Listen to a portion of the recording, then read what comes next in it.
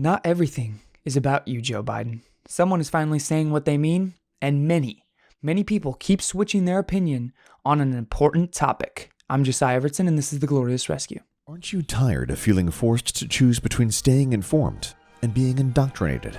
Listen to the condensed news cycle without the lies, agendas, and confusion from the mainstream media, all while engaging in deeper discussions about the principles that have influenced our great nation. This is what rescuing America looks like. This is The Glorious Rescue.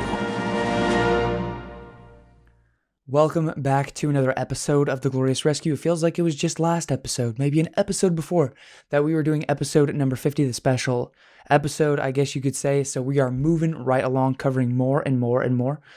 I have a very exciting show coming up for all of you.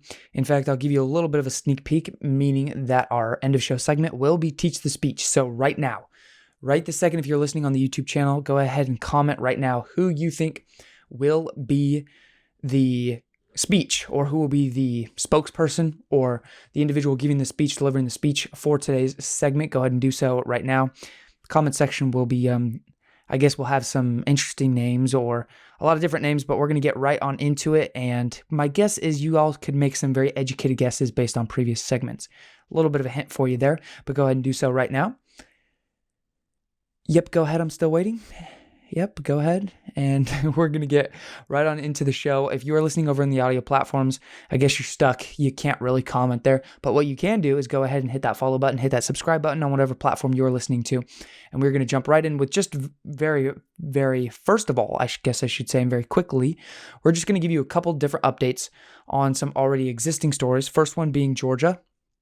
And the whole story with Georgia is just basically and simply that they are now going to be conducting a statewide signature match review of all of the ballots, all of the absentee ballots. And so you have, through the mail-in voting system, like I have mentioned, you have all these absentee ballots, and they really did not audit based off of signatures whatsoever. Pennsylvania was a big one of that. Michigan as well. Basically, no matter what it was, the ballot came in, the ballot got counted. And so Georgia is now doing and conducting a statewide signature review. We will see. We will see, because that's kind of an important one, right? From that, you'll kind of see if there are people who were dead who are voting, if there are people who are not supposed to be on the rolls, if they're not registered citizens, all registered voters or citizens, I should say. So you have all of these different items, and what will come of that is it will be found out in the signature review. Hopefully we can hope for. And so that is something to look out for. That was news as of like quite a while ago. So keep your eye out on that. Next, Mike Pence did get the COVID vaccine. And so there's more news on that. There's more developments there with the vaccine and people starting to use the vaccine. We'll continue to update you on all of that, obviously, as we always do here on The Glorious Rescue. So make sure to turn on those post notifications or whatnot, hit that subscribe button so you can be notified when we have these new episodes, so you can be in the know, so you can be an informed patriot, a well-learned, well-rounded patriot in our country. So with that, I guess that gives more credence to the vaccine. I think also, too, it's a little bit of a balance game for Donald Trump, for Mike Pence, and for his administration in taking this vaccine, right? Because they have, on one hand, they want to take this vaccine to ensure public trust. And then on the other hand, they don't want to be tested so early or get the vaccine so early that it seems like they are getting special privileges, that large portions of the American people still do not have access to the vaccine, and that they are now taking the vaccine, if that makes sense. So they're trying to balance, I think, in my opinion, public trust for the vaccine, and yet not taking it so early that it seems like they are getting that special privilege. They are getting access to the vaccine that the American people are not getting access to. So it's a balance game there, and they're not trying to promote the whole rules for thee and not for me type agenda, if that makes sense. That elitism that you kind of see really on a large scale from the left. Specifically, I know we mentioned it a lot in previous episodes, but we have several more instances that we are going to discuss specifically on the show today that might make you laugh, might make you frustrated, but we're going to go through it nonetheless. This is the stuff that frustrates me to no end. We've talked about it with many different politicians. Specifically, I remember Andrew Cuomo. I think we had a large portion of an episode previously dedicated to him. If you're on the YouTube channel, if I remember right, it's the thumbnail with him and the crown on his head saying, hear ye, acting like a king. But many of our politicians have that attitude, that they are elites, and they have that elitist attitude, and that we're their subjects. And so the rules for thee but not for me is indicative of that attitude. And there are many, many cases of that. We're just going to briefly talk about some because they are very important to really the news cycle, but then also to all of us as the American public. And so moving right along, we're going to talk about Joe Biden, his family. I think his son is a huge example of this, the corruption. If this were Trump's son, if this were Donald Trump Jr., think of the extraordinary backlash the Trump family would receive and this administration would receive from all of these different accusations. And really, they're not just accusations at this point. We're talking about actual criminal investigations into Joe Biden's son that Joe Biden now is saying and is suggesting, according to a recent report, that it's just foul play. Democrat Joe Biden claimed without evidence during an interview on Thursday that accusations being made against his son, who's under federal criminal investigation, were quote-unquote foul play, being used to damage him politically. That's where I make the statement. It's not everything's about you, Joe Biden. Some things are actually in the hearts of the American people. Sometimes the American people are not actually thinking about you, Joe Biden. They just want to know if, the son of a vice president at that time was pulling strings, was using his dad's presidential power or vice presidential power to make money off of foreign governments, being able to really manipulate and misuse power to his own advantage. Because, the modern American, the main American, the typical American does not have the access to those types of relationships, that type of corruption, like you would, Hunter Biden, like you would, Joe Biden as well. And so, no, not everything's about you, Joe Biden, but not just his son, but his niece. If you listen to this was quite frustrating to me. And that is that Biden's niece, who previously avoided jail after stealing $110,000, avoids jail again in a DUI case. This is Caroline Biden, 33 years old, the daughter of James Biden. So Joe Biden's niece is currently caught up in a federal criminal investigation into the hospital company AmeriCorps Health. And according to this, it was a $110,000 theft and avoided jail time. And now there's a DUI case that she avoids jail again. It's the whole rules for thee, but not for me that gets extraordinarily frustrating. In fact, according to what the actual case was, is in 2013, Caroline Biden went on a quote-unquote violent rampage at her luxury Tribeca apartment where she allegedly, quote, throwing punches at police officers and flailing frantically as cops wrestled her into handcuffs. No jail time whatsoever, theft of $110,000, and now not serving any jail time for her DUI as well. Another example, this is Kamala Harris. Kamala Harris lecturing the American people about what is the American way. Because, Kamala Harris in no way whatsoever manipulated herself to aggrandize and to promote her own political career. In no way, shape, or form in San Francisco, specifically the state of California now as the vice president-elect, in no way has she ever manipulated herself and her situations to further her own political career, even though her history is racked with those types of allegations and those types of situations of her doing just that, manipulating people and situations to her own advantage. Another one we know of is Gavin Newsom. Gavin Newsom did this, he has done this for the past 9 months with his lockdowns. Rules for thee, but not for me. Very common theme among these Democrat leaders. And with this comes a very promising proposition for his recalling. How does recalling work in the state of California, or really in states in general? Very simple. The number of people that voted for that individual. So however many people who voted for Gavin Newsom in 2018 is when he was placed in office, you have to have 10% of that number to sign onto a recall statement, basically. So that would put us in the area of about 1.5 million. You need to have a substantial amount over that limit because some signatures are not going to be verified. Some are not authorized, people going and signing it multiple times, things like that. And so you have to have a certain amount over. So I think the target right now for the recall movement for Gavin Newsom is about 1.5 million. And they are reaching that amount. We don't know the exact number, but the person heading up the event is saying that it is very promising, the most promising recall, I think, in the history of California, and definitely since we actually recalled a governor back 15, 20 years ago. So the way that works is once you get that many signatures, then it is then placed on the ballot.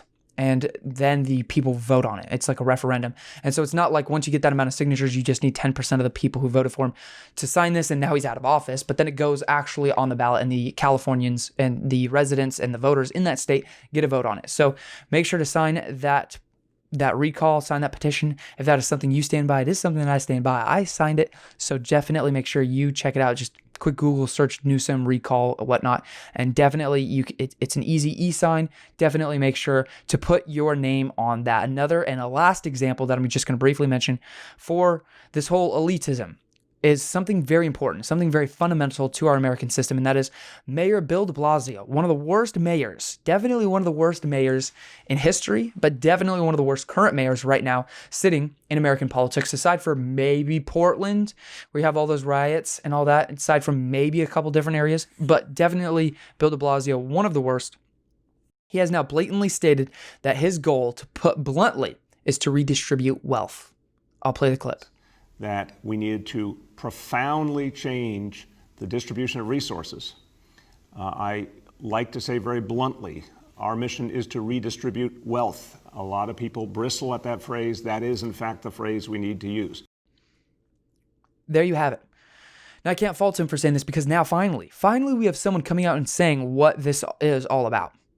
You have someone finally coming out and bluntly stating, we are here, my goal here, and the theme of this administration is to redistribute wealth. That is something we definitely need to dedicate more time on the show to discuss, because we don't have time in this episode. I'm just here to briefly state that with you as we move right along, but it is something that we need to discuss, redistributing wealth, the idea of socialism versus capitalism. In fact, we're going to do that for our end of show segment. In our next episode, we're going to go through the vast past for our next episode, so make sure to check out episode 58 coming out, obviously, on Friday, and we're going to discuss that. We're going to discuss redistributing wealth, capitalism, socialism, and all that. We have talked about Adam Smith, the wealth of nations and whatnot, but we need to spend more time definitely on that. But there you have it, bluntly stating our goal is to redistribute wealth, a threat to the American system, a threat to American politics, economics, the economic system as we know it, and the success of the American economy really going into the future. So very integral there, very fundamental to our American system. Is that the type of system we want to have? Do we want a government that regulates how much money someone can make and how much money someone isn't making, and then have that power to redistribute wealth, pull from the rich to give to the poor? And I don't mean I don't even mean in the slightest bit like charities or anything like that to people going hungry, but I mean on a large scale, people who are at the top of the scale being pulled down to promote people at the bottom scale to have a complete equality of outcome. That's really, really what we're going for. And in this discussion, in our next episode where we're going to talk about this, we are going to give an excerpt from Margaret Thatcher talking about equality of outcome or equality of opportunity. Very, very necessary to this discussion here. And I think one of my favorite clips of Margaret Thatcher in general. So we're going to play that clip for you as well. So make sure to tune in. Episode 58, it's going to be a big episode where we talk about economics a little bit in our end of show segment. And that is going to be very important for all of you. And lastly, just a brief story or two before heading into our end of show segment. These are a little bit older stories, going back, I say older stories, like a week or two that I didn't have time to cover in our last episode. It was 26 minutes. It was longer already than normal, and I didn't even have time to cover what I wanted to. But what are these stories? Very briefly, first of all, the switch on behalf of the Democratic Party in regards to the Electoral College. I want you to remember back to 2016. In 2016, after Trump was elected, how many Democrats, how many members of the mainstream media, how many politicians berated and struck down and ripped open the Electoral College, saying the anti-democracy of the system. The American system is anti-democratic. There were millions and millions of more people who voted for Hillary Clinton than Donald Trump. Why do we not have democracy prevail in America? Why is it that we have systems in place that are so anti-democratic they threaten the very survival of our people? If you remember, that was the story of the 2016 election, because Donald Trump won substantially in the Electoral College because he won the states, he campaigned properly, and he campaigned the way you ought to in America and in American elections, and Hillary Clinton did not. And so you had that disparity between the popular vote and the electoral vote, and they were against it. Well, now you have Joe Biden in his victory speech, like I mentioned, his fourth one or fifth one after he won the electoral vote. He said the He called it basically the democratic system, or the wonderful American system that we have, the Electoral College. And we had all of these individuals across mainstream media, across the Democratic Party, and high politicians saying that democracy prevails. And in the end, democracy will prevail because of the Electoral College. Again, the huge flip, the huge switch from just 4 years ago. I wonder if they think that, we have like this reset. The American people have this reset after 2 years. We don't remember what goes on. And same thing with the whole gun control issue. I think that Democrats are going to have a hard time pushing this whole gun control in a year, 2 years from now. If you think about it, they really have dialed it back. And it was a big thing 3, 4, 5 years ago, but now not so much. And I think it's because of the riotings and the lootings and the civil unrest, gun sales through the roof. I'm starting to think, give it a year, give it 2 years, and they're going to start ramping that up again. It's like they think we just have this auto reset every 2 years, 3 years. We forget what went on in our country. Nevertheless, completely switching from what they believed in 2016 to what they believe now. That huge flip. And again, let's just think about it. It's about their advantage. It's about what caters to them and what helps them and what they need to get to their own end, to promote their own agenda. Well, the last story is San Francisco High School renaming their Abraham Lincoln High School because, Abraham Lincoln was oppressive to African Americans, to slavery. He's a dark stain on the history for Black people in our nation as a president specifically, because, he was the only president. He was really the president that we can give credit to. The Emancipation Proclamation, the Civil War, willing to fight over the abolishment of slavery. But that, that means absolutely nothing, because, we don't care about logic. We don't care about actually looking at history. We're going to go ahead and go back and revise our own history books and then basically interpret today off of the history that we wrote, that we edited, and not what actually went down. And now, if you guessed it, you might have guessed it. That's actually what we are talking about for today's end of show segment. Abraham Lincoln and his farewell address. Here we are. Teach the Speech. It is long awaited, long overdue. It has been several episodes since we had a segment of Teach the Speech. And so here we are talking about Abraham Lincoln, one of his speeches, because I think it's pretty much Abraham Lincoln. I think we did George Washington once or twice, and then Winston Churchill. So we're going to try to branch out. I promise you we're going to branch out. But this is a good one. It's a small one, a very small one. So we're going to actually read the entire thing, the entirety of the speech, break it down, and kind of apply it to us today. The mentality and the character of these men that have really stood through our American history are men that we can look to, men that we can emulate and apply to our own lives and apply to really what we're seeing in our day today. Just to give you a brief context, when I say farewell address, I don't mean him leaving the White House. I actually mean him leaving Illinois to pursue the White House. After he won the presidency and he was notified that he won and that he was the next president of the United States, he gave this farewell address to his home in Springfield, Illinois. February 11th, 1861 is actually when he delivered the speech, and he was, again, beginning his journey to Washington, D.C. So he starts off saying, "My friends, no one, not in my situation, can appreciate my feeling of sadness at this parting." Interesting that he said sadness. It wasn't just, hopeful or happiness. I know he was happy, but sadness at this parting to this place. "And the kindness of these people I owe everything. Here I have lived a quarter of a century and have passed from a young to an old man. Here my children have been born and one is buried. I now leave, not knowing when or whether ever I may return, with a task before me greater than that which rested upon Washington. Without the assistance of the divine being who ever attended him, I cannot succeed. With that assistance, I cannot fail. Trusting in him who can go with me and remain with you and be everywhere for good, let us confidently hope that all will yet be well. To his care commending you, as I hope in your prayers you will commend me, I bid you an affectionate farewell." Beautiful words, very concise. He just stuck it straight to the point, very concise, but very, very helpful. And again, acknowledging of an almighty God, a divine being. He believed in God. He had a strong belief in God. He was a very strong and firm believer. And so again, it goes back to the idea of American history. It completely lacks any reference to a divine being, any acknowledgement of God, our history. And throughout the American history, there's no acknowledgement of God. That narrative is being sold to us. It is in our history classes, in our high schools, in our colleges. That narrative is pushed down the throats of our young children, of our college students. And yet it is completely false, completely actually anti-historical. Again, Abraham Lincoln saying, "Without the assistance of the divine being, whoever attended him, I cannot succeed. With that assistance, I cannot fail." Beautiful words from Abraham Lincoln, challenging words to all of us that as we, even in our daily lives, as we begin or continue in our normal jobs or whatever the situation may be, as I look at this election even, the divine being, and he gives his assistance. God gives his assistance. If we truly pray, we seek his face, if we have that assistance, we cannot fail. And without it, we cannot succeed.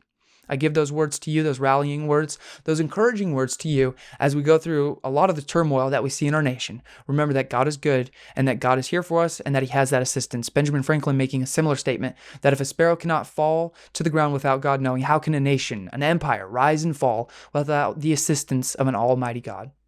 I give those words to all of you. Definitely make sure to tune in for our next episode for more of those words, more of these discussions here every Tuesday and Friday. Don't forget, if you're listening on that YouTube channel, hit that subscribe button. If you're listening on the audio platforms, do so as well. If you could, please hit that review, that ratings as well over on Apple Podcasts. Thank you so much for listening. Thank you for continuing to tune in. I'm Josiah Evertson, and this is The Glorious Rescue.